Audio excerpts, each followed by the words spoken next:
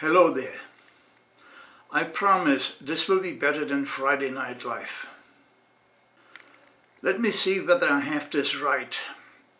There seems to be a notion that if not for the war, the budget would have been balanced.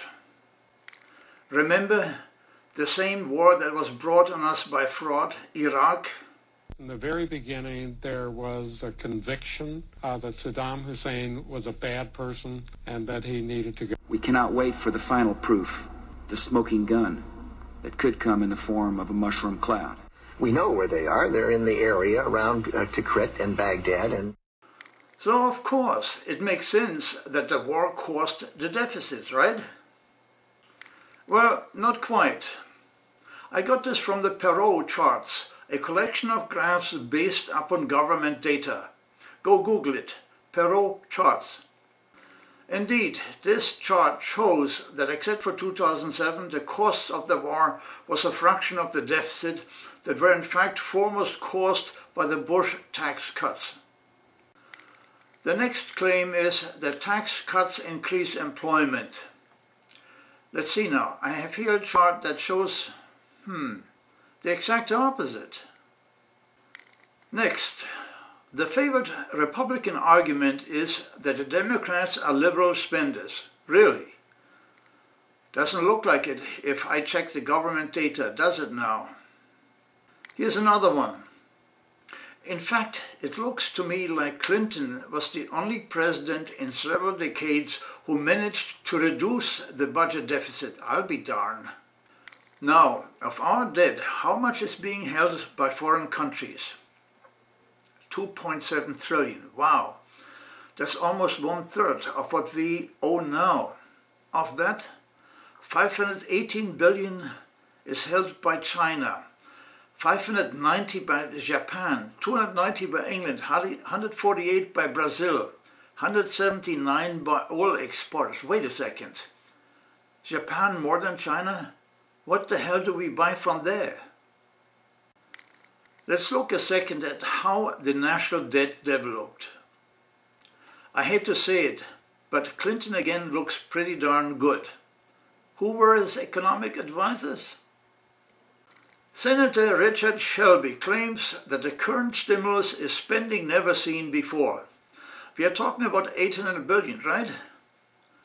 Let's see now, from 2004 through 2007, we created a deficit of 2 trillion. Close. By the way, I agree with Paul Krugman that the 800 billion currently under discussion will not be enough. Relax. See, yesterday I asked the question whether we have a prayer to pay off the national debt while the economy is in shambles. I don't remember anyone said we could. That seems different if the economy has been put back in shape. See, after years of ever reducing the deficit, Bill Clinton at the end of his term in office managed to reduce the national debt. Not by much, but it was a good start. Let's hope Obama gets us out of Iraq in a hurry so we can cut some of the war spending. Remember now, a significant portion of the war spending ends up in Iraq and has little, if any, impact on the domestic monetary flow. Well, hold now. This is not quite true. The impact is negative. Oh, and as to the stimulus, the reason I take the word of Paul Krugman over that of the opponents is because they are true flakes who have not a clue. Let's listen to McCain, the one who is so much against the stimulus that it almost hurts, talking about us being in Iraq for the next 100,000 or 10,000 years. Right. I don't think Americans are concerned if we're there for 100 years or 1,000 years or 10,000 years. Oh yes, and on the economy, where he is the expert. Fundamentals of our economy are very strong. Need more? knew it. I'm surrounded by... Ducky, watch your mouth, please. But really now, who was it who said the Republican senators have lost their credibility? I don't remember.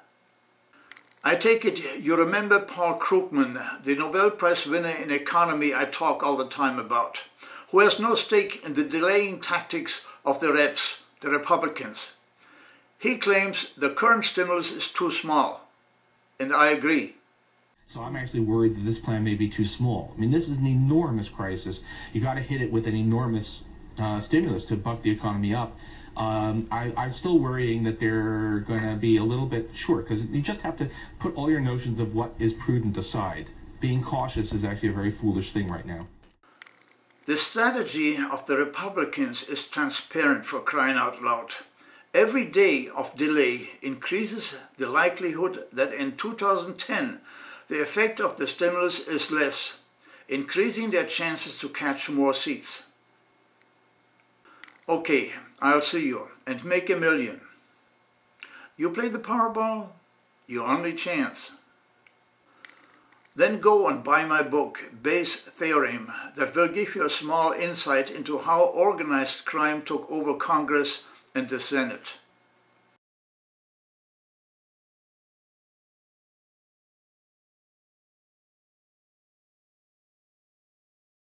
Now, run along and play with your little toys.